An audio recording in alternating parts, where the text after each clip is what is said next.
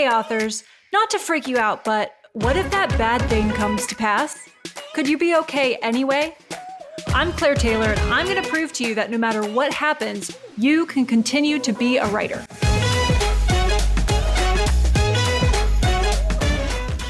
Welcome back to another episode of What If for Authors. I'm glad you're here.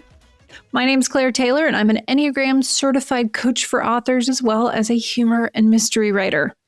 All my services, courses, and books for authors can be found at liberatedwriter.com. Go check it out if you're curious about how you can build a more sustainable author career in uncertain times.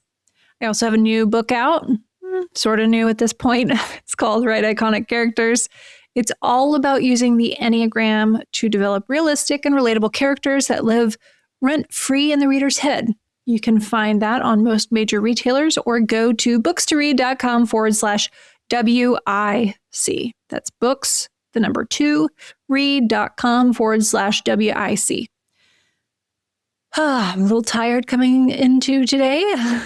Today's recording is the third recording I have done today. I was on a podcast as a guest earlier, and then I did a Q&A, live Q&A on Substack, and now I'm here. So if my voice seems a little tired, never fear. Your ears are not deceiving you, and it's a little tired. I usually don't talk this much, but I have some hot tea here, and so I will be okay. Don't worry about me. We are going to get through this episode, and not only are we going to get through it, but I think we're going to have a fun time together. So today's episode is about something that will become a superpower for authors over the next year. It's already been a superpower for a while, maybe since the dawn of humanity, but people, were getting by without it in the industry too for a long time. I don't think anybody's going to be getting by without this power a year from now, though. So I invite you to listen to what I'm saying. Notice the resistance that pops up inside of you as I talk, and just get very curious about it. You let that resistance go unquestioned and uninspected to your peril, frankly. In this episode, we're going to ask, what if I struggle with community?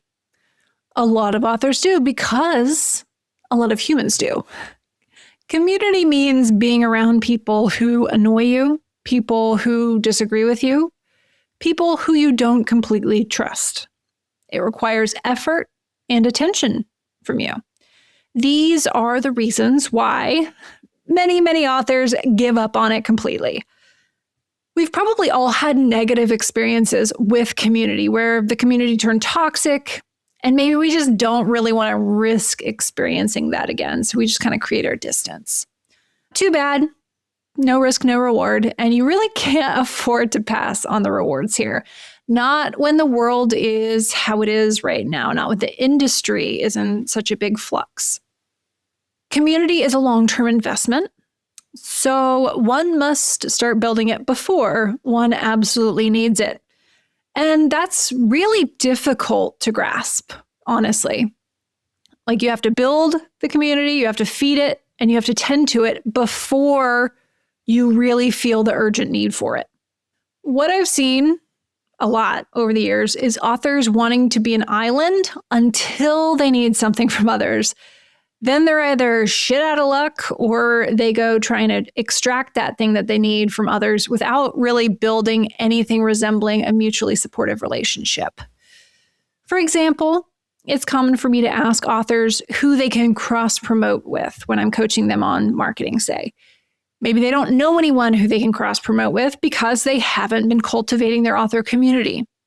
When this happens, either they miss out on the benefits of cross-promotion in that moment. They may cultivate it over time and have it available later in their career. That's a possibility. Or maybe they just start emailing other authors in their genre cold, just asking for something before really building trust and rapport, which doesn't tend to go over well. To be clear, and you probably already know this, but we don't build community simply so we can extract something from it. Unfortunately, this is the mindset I do see commonly in the publishing industry. Like, as soon as people are making decisions in the name of their business, Their professed values just kind of fly out the window and they turn into little colonizers trying to extract as much profit from everything as possible. But that's okay, right? That's what businesses do. That's sarcasm if you didn't catch it. Anyway, meanwhile, community has its own benefits outside of just helping us sell books. And if we're struggling to connect to that internally, then maybe we have some inner work to do. When we're looking at sustainability, say, extraction always has to scale and move from place to place, so it's not actually sustainable, and it turns people insane. Aligning your business to your deeply held values is the only way to make it sustainable, frankly. Anyway, we must build community before we find ourselves desperate for it. So that's all the pitching I'm going to do about community today. If you don't want community, I'm not going to sell you on it any further, other than just to say that all of the seasons of success I've experienced in my writing career can be directly linked to the communities that I'm a part of. So without those, no amount of my individual hard work would have produced the same results. Also, I probably would have quit this business entirely because community keeps me connected to myself and others in a way that is required for me to remember why I keep going when everything kind of sucks, which there have been seasons of that as well. There's an essential tension present in every healthy community, and that's the push and pull between self and other. When two humans with individual needs connect, conflict eventually rises where what one person wants and desires, the other person does not want or desire. Maybe I want you to be more communicative, but you want to be allowed to talk less. I want to go to the park, you want to stay indoors, that sort of thing. Without any willingness to put the other person's desires ahead of your own, this relationship will not last. But if you always put their desires above your own, the relationship will also not last. And while it does, it'll be a hollow excuse for a relationship. There is a constant negotiation of needs and desires in any lasting relationship then. And that's just talking one-on-one, right? So now throw in a few more people. And yeah, things get complicated. They get a little messy. If too many members of the group are unwilling to sit in that tension of self versus other, the community will start to disintegrate. If there isn't a willingness to engage in the natural conflict of discussion and negotiation, the community just doesn't hold together over the long run. And that's okay. Not every community is built to last, but we want the ones that work to continue on as long as, makes sense for them. So this means that to be better at community, we must address our discomfort around having and expressing needs and the feeling of not getting 100% of those needs prioritized all of the time. There are actually a ton of skills involved in this simple process of holding the internal tension of self versus other without, swinging hard toward self or hard toward other. It takes awareness of this tension to be able to hold it. It also takes a willingness to occasionally say, I'll take a little less today so that you can have enough. This willingness alone means most Americans are not likely candidates for community without some deconstruction of internalized concepts around our entitlement to getting what we want all the time and immediately. So here's something to ask yourself. Where do you tend to fall on this scale between self versus other when you encounter community? Just be honest, because there's no point in asking if we're not being honest. And there's no shameful place to fall along this scale. It's just about locating yourself. Do you tend to struggle to compromise and set self aside? Or do you too easily set self aside and fail to show up as yourself as a result? It's important to notice this about ourselves because only then can we practice trying some other approach, experimentation. And this is something you can work on and adjust, by the way. I've done it. I still have to keep an eye on it and make adjustments depending on the group that I'm in. It isn't difficult. It just takes some awareness and practice. And the reward is, being in community, not having to worry about your needs all the time because you trust that everyone's will be met and that there's enough to go around. Ego is poison for connection. Our ego is the armor we wear to protect us from our core fear, which is always a social fear. So eager. So the ego armor protects us, great, but it comes at the cost of keeping us separate. That's why people who are in the unhealthy or even low average levels of development for their Enneagram type struggle the most with community. Their armor is too thick. They either cannot give enough or cannot receive enough from others to form strong connections. The ego likes to tell us that we're special or better than others, right? It needs to believe that. So until we begin spotting its lies and deconstructing them, we'll keep running into the same issues around being part of a community. The 4, for instance, will keep pushing people away because they need to feel special, and then they'll pull them in when they feel like they're being rejected. And this drama pattern doesn't build strong community. It wears people out. The 7, for instance, will avoid the responsibility and commitment that comes with being in a community, only showing up for what seems more fun and interesting than whatever else they have on offer. This sends the message to the others in the community that they are simple afterthoughts and that the 7 will likely not be around when they need them. Another example, the 2 may center themselves as the most helpful or the servant of the community to feel needed, then eventually resent others for not giving back as much as the 2 gives. The 8, another example, will only want to participate if they get their way, opting to go at something alone as soon as a compromise is suggested. So these are tendencies, of course, and each type has particular ones that make being part of a community difficult. Thankfully, the Enneagram gives us a lot of clues as to what our particular patterns may be that are keeping us from sticking with community and nurturing it consistently. There are a few general groupings that I think are interesting for us to look at, but for this episode, we're just going to focus on one. And you can also go type by type and really drill down, but I think this particular grouping asks enough questions on its own to really get you started asking some useful questions. Let's start with childhood needs. These are sometimes called the unmet childhood needs, and the Enneagram applies them to particular centers. So the needs are autonomy, security, and attention. For the 8, 9, and 1, autonomy is the deep childhood need that went unmet. For 2s, 3s, and 4s, attention is the need that went unmet. For 5, 6, and 7, security is the need that went unmet. You don't have to blame your parents to acknowledge these unmet needs inside of yourself, and each type within the group will express it a little differently from the other 2, but let's just think about how each of these needs can show up in the context of community. If you're an 8, a 9, or a 1, your need for asserting autonomy is undoubtedly a recurring problem for sticking with your author communities. You may be confusing the concept of communal need with an attempt to steal your autonomy, in which case you may be overdoing it with the establishment of autonomy in the group context. For instance, the 8 might not like others taking the lead and may try to assert dominance or simply peel off from the group when that happens. They may misinterpret basic community practices as an attempt to control them.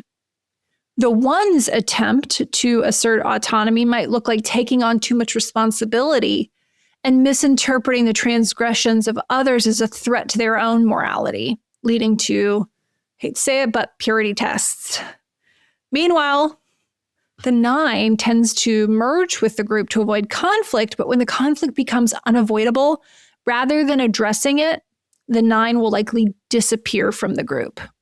9s view conflict as a potential threat to their autonomy, so they reassert control by withdrawing from it, disappearing. If you're a 5, a 6, or a 7, your need for security is probably interfering with your ability to stay in community with others. If you overdo it with your need for security, it can cause trouble, and if you don't trust that others can offer security, you're also going to struggle. For instance, the 5 tends to eschew the idea that security may be provided by others. Instead, they tend to see the demands of community as a threat to their resources and therefore a threat to their sense of security. They keep others at arm's length to protect their energy, and that sends a signal to the rest of the group that the 5 doesn't want to be part of the community at all.